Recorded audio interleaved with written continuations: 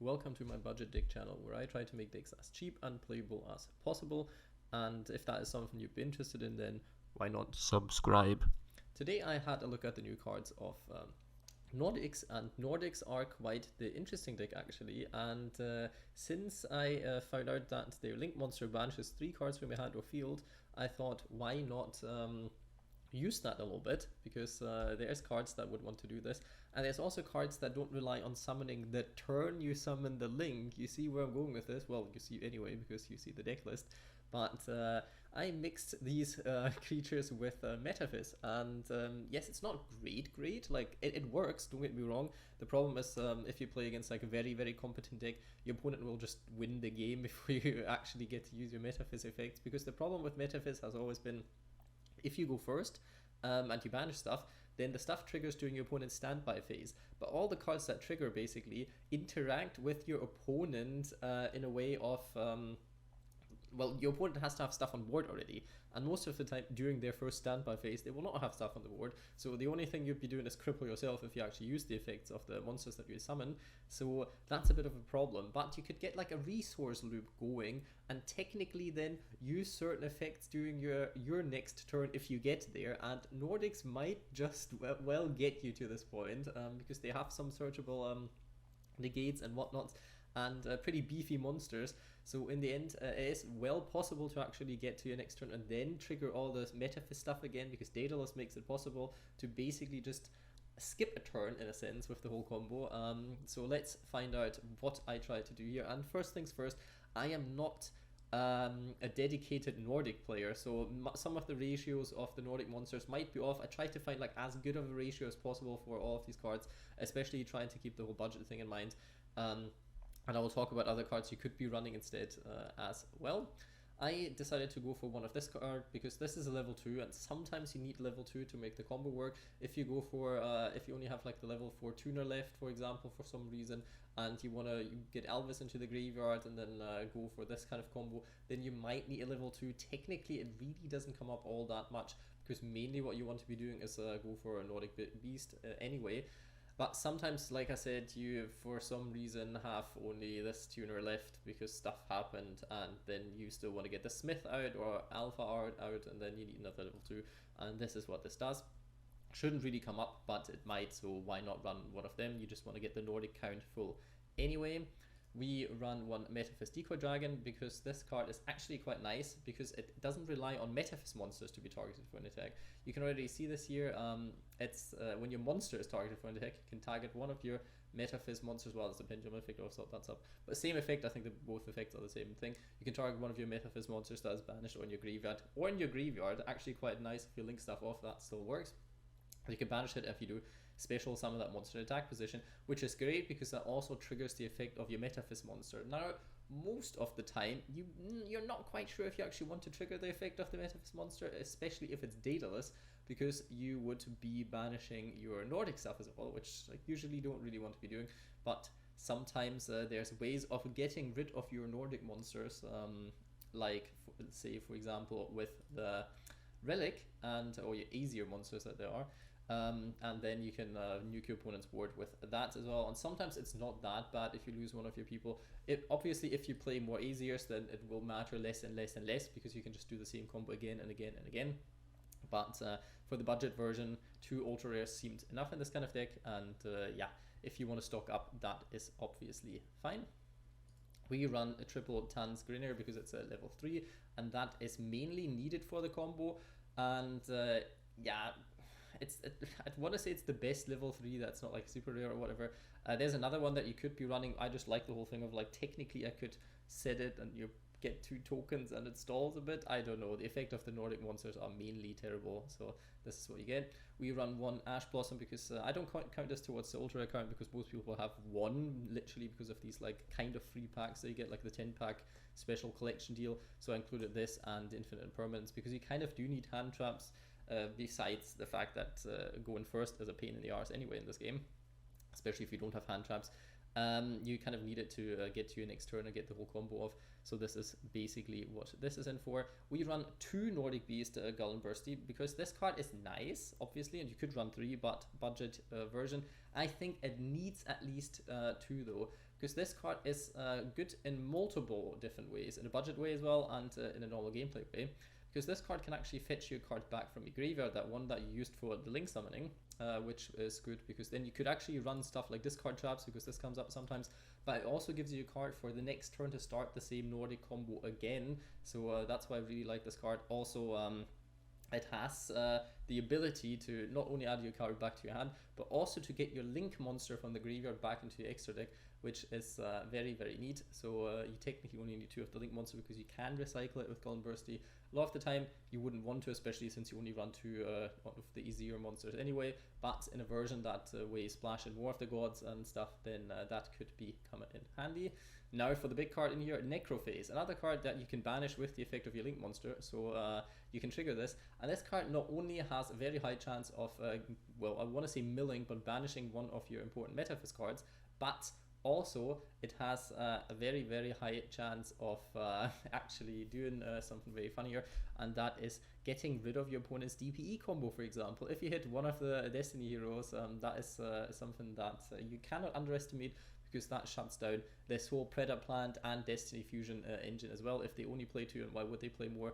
Nobody expects these kind of things to be happening. So this card has 2 different usages. Basically, it disrupts your opponent's stuff. Also, it helps you figure out what your excuse me, what your opponent is playing. So that can be quite nice as well. But usually, when you trigger the effect, you already have used your combo, and there's nothing more they can actually do. Like, you'll set the same cards and play the same way no matter what your opponent is playing, but at least you know from the get-go what it is. Also, this card triggers then after the link monster goes through, so you can't you don't run fear of banishing some of your Nordic monsters that you would need for the combo. You get your combo off at least once. Obviously, technically you can be very unlucky and banish like your stuff that you would need for the next turn, but it hasn't happened to me yet. I always still had enough tuners and combinations to make another level 10, but in theory it is possible for you to banish all your Nordic stuff that you want, especially if you hit 3 Necroface, then the next turn play could be quite hard, but usually we will have hit some of the Metaphys stuff till then, so you can still continue your plays and it's not too bad. So continuing on, I run double Guldfaxe, basically to have more tuners in there. Also, this is a Nordic beast, so this is very, very helpful for the whole protection, well, not protection, but revive effect of Thor. You could technically play a different card. What you could be playing is the level 4 if you like. This card is very good actually, because it gets you another tuner into the graveyard. It can make a level 2 and whatnot. You have like lots of options with this specific card. It can fuel like the whole revive thing, because like I said, you can put 1 Nordic monster from your deck to the graveyard, and then if that is a tuner, then you have 2 tuners in your graveyard, so this revive effect triggers more often. You can modulate levels, which is quite nice with this specific card, but is a super rare. So if you want to play this, because we need this actually for Odin's revive effect, because the only Ascendant tuners are both super rares, so I did not include any of them. So if you go into Odin, then you cannot revive this card besides using your Relic. So it's not big of a problem, but if you happen to have one of those, run them if you want to go into the whole Odin line and be able to use the resurrection effect of himself and not of the trap card.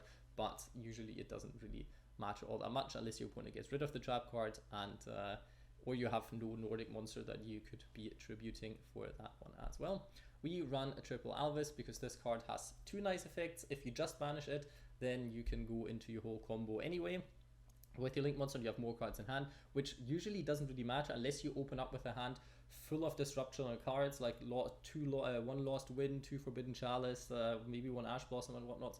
Then you kind of don't want to banish your whole hand, or if you even want to keep some of the Nordics, it's always good to save resources for the next turn anyway. Or if you play like the discard traps, for example, then this effect can be quite nice, because if you only banish this card, you special summon one out with the link monster, and then the effect triggers, so you can then use this effect on the monster that is now on board. Like, you don't need 3 monsters on board to get this whole combo started. You can actually use the monster that you special summon, which is very good to chain block for your Nordic Smith as well. So that's a thing to consider when you think about stuff like Ash Blossom. And well, sometimes like the other way around, it's probably better to chain block either. Like, you can decide which one you want to chain block, which is quite nice. And yeah, other than that, the graveyard effect isn't too bad as well. You can basically summon one of your other Azir monsters out by banishing this card from the graveyard if your Azir monster is sent to the graveyard by an opponent's card effect, which can happen sometimes because they are not very protected, I have to say. This card is one of the new cards. This card is very good. It is a searcher for your relics, which sounds kind of good, but it's actually a bit well, I'm glad they put new relics out as well because the old ones were absolute garbage. But this one, the new one, is actually quite nice, so you want to be able to search this one. And there's one other one that is definitely playable because it's searchable, so I would include one of it because it actually does help you from time to time. Now to the Metaphys package, we run triple Daedalus because this card, like I said, delays your turn. So if you go first, then you still have place for the next turn because this card banishes stuff. Also, it's a good trigger for if you have Metaphys Dimension on board because this card then actually does stuff as well. Metaphys Nephthys, a card that searches you any card, which is why we can get away with running one Asymmetaphys and one Dimension if we don't banish them before. That can always happen, but we have to take that price. Because we have two ways of searching this basically. What you could be running is, just in case you want to, I forgot to include this in the end thing, you could be running one Metaphys Ragnarok if you like. It's not too necessary, but obviously opens up other kind of synchro plays. In general, you can run lots of other synchro monsters because with the effect of the Smith, and not just normal summon one of your monsters, you can actually, like for example, Gulfaxe, you can actually go into level 8 synchros. So this is a thing that you should also keep in mind, but it didn't include any because the level 8 synchros you get for like rares or normals are absolutely abysmal. So I did not include them, but that is one of the things you can also consider. Other things, like I think there's one Nordic Alpha, the level 1 card that a lot of people would be running in modern decks, but it's basically because it kind of gets you into Hulky Firebrags because you can have another normal summon from your hand and it does stuff, but level 1 monster didn't really fit into any of the actual Nordic plays, so I decided not to go for it because we obviously don't run the whole Noodler combo line. But that's one of the things you could also be doing. Nephthys searches any card. Tyrant Dragon, a good card. You mainly want to use the effect. Bear in mind, you can still summon one of the Metaphys in your hand without using the effect afterwards. So if you just want a body on board, that is absolutely fine. You do not have to use the effect that banishes everything. This card obviously gets a tiny bit better if you do run Ragnarok in the end, but you don't have to, it still works, and you want to use the effect when you can because then it shuffles itself back into the deck, so you could banish it again to do stuff the next turn, so this is something to keep in mind as well. One Asymmetaphys, the effect kind of annoys you sometimes, is a bit of the problem because obviously your easier monsters aren't Metaphys monsters, so they might lose 500 attack as well, but Odin, if you use its effect first, then you can actually circumvent this because it's unaffected by spell trap cards until the end of this turn, which is great. So you technically can keep your beat stick alive while still drawing cards and banishing stuff and getting your engine going. We run triple Forbidden Chalice, cheap, going first, going second, good. So that is one of the includes. Nordic Relic Gungnir is a card that works. You can banish one easier Nordic monster you control. That's better than if it was just an easier, so you can target one card on the field and destroy it, which is quite nice. Also, you get the monster back, so technically you can use it to dodge removal as well. If your opponent already has a board established, you at least get it back during your second end phase after this activation. So survive that long and you'll get rewarded. A lot of the time these days you won't, but you might. Lost Wind, very good card because it sets itself back. It's quite good in the resource grind, so definitely include this one. Infinite Impermanence, already talked about it. You should have one of this cards, so I don't really count it towards the whole thing, and Handtraps are just sadly very, very good. Metaphys Ascension, very nice. If you draw it and you don't want to banish it for some reason, then this card can still do stuff. You can still get stuff going, and if this card is banished, you can add one Metaphys card as well, so you can actually gain quite a lot of resources with Nephthys and Ascension, especially if you banish multiple of those. Metaphys Dimension, very good to gain a board presence because you can summon one Metaphys back that is banished when your opponent special summons. Problem with this is it doesn't trigger your Metaphys effects, I think, besides Ragnarok, because this is just if it's normal or special summon, because, and that here comes the big problem, because these cards have to be special summoned by the effect of a Metaphys monster, not card, monster. very, very annoying. Would have been a lot better if that Dimension also triggered your cards. Would actually been like very, very good. So sadly that does not. And we run double Nordic Relic Svalinn because you can search this card multiple times, basically. So if you go into your 2 combos, you want to search this card twice because it negates all effects on your opponent's board.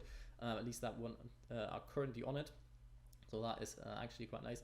And it's not too bad if you draw into one of those, because you then can just say search Gungnir and you are still fine. For the extra deck, we run 1 Thor because we can summon this card back, and it's quite good going second or in the grind game, and 1 Odin because it has lots of attack points. Sadly, it's not a quick effect that makes it immune to spell traps. Would be a lot nicer, but it is not. You could technically run Loki, but you also don't run his tuners, and the effect is, it's not bad, but the attack value wasn't that great. Most opponents will be able to run over this, and yeah, I didn't want to spend an ultra rare on this specific card because I feel like the other ones do a bit more. You run general stuff for your Draglubion because you have quite a lot of level 8s, with quite a lot, I mean 5, but it isn't impossible to get those 2 or 2 Nephthys on board, so I decided to go for this whole thing. But like I said, you could also go for Synchros because you have certain ways of going into Synchros that aren't easier if you don't use the Link Monster, for example. There are plays to be made, also level 7s, level 6s, there's lots of stuff that you can do but do not have to be doing. This card also belongs to the combo, and we run 1 rank 10 if you ever get both Aesirs on board and aren't locked and haven't won for some reason. Then you could go into stuff like this, but it doesn't really matter. You could also play Zeus or whatever card you like. Double Gullveig because this card is your play starter, but also the problem with this whole deck is this card, if this card gets negated in any shape or form, your turn is just over. Like, it is literally just over. So that's the massive weakness of this deck, but this card is in general really good. And make sure you summon your easy monster. If you don't banish Gullveig itself, which you can for its own effect, but if you don't banish it, then make sure you summon your easy monster into the zone, because that adds some extra layer of protection. Other than that, just some cheap link 2s that actually do stuff. You could, especially Geonator Transverser, if your opponent doesn't really watch out what they're doing, you can trade out your shitty monsters with actual good monsters, and that can be quite nice. Decode Talker, Raster Liger, because you get them for free. Obviously play stuff like Nightmare Phoenix, Appaloosa even, or I think the Unchained one and stuff. There's so many good link monsters, I don't think I have to tell you to run good stuff instead. You could run the Enchantress package instead of like some of the Metaphys stuff if you want to, because the whole adventure token thing is just very good, but it's obviously not budget. You could run Hippo Carnival to create 3 tokens, because with that you can use them to use Gullveig's effect, so that is a thing that's possible. I felt like it really didn't really come up that much, especially because you have lots of cards that you actually want to be banishing in this deck. This card felt kind of out of place. Called by the Grave, if you have it, very, very, very good card, because well, obviously hand traps aren't your biggest friend in this deck, and this card stops everything but Infinite Impermanence, and technically, like, I guess Nibiru, but you know, if you get Nibiru, you get Nibiru at this point. Sky Striker Eagle Booster is a very, very nice card actually, because it can protect your Gullveig from stuff like hand traps. And since this is a link monster, you will not have any monsters in your main monster zone, so you could run this card at 3 if you don't want to go for the hand traps and stuff to protect your Gullveig, which, you know, can start your plays. Not that your plays necessarily do much during your opponent's turn, but you get most of the time you get 1 negate, so I guess that works, question mark. You see, this deck is it's fun. You can play it on a more casual level. You can take it to the rank ladder if you're low gold, probably. It wouldn't be too bad, but obviously it's far away from the classic variant nowadays of Nordic that spam hand trap, spam Halka Firebrax, and I think the whole Magician Soul combo isn't even in this deck because we still don't have this Ritual Dark Magician monster, so like that's not even possible yet, so you have to make do what is, and I feel like this is a very, very, very funny version, if not anything else. Hope you enjoyed the deck profile. Leave a like, comment, subscribe, and hope you're having a good day.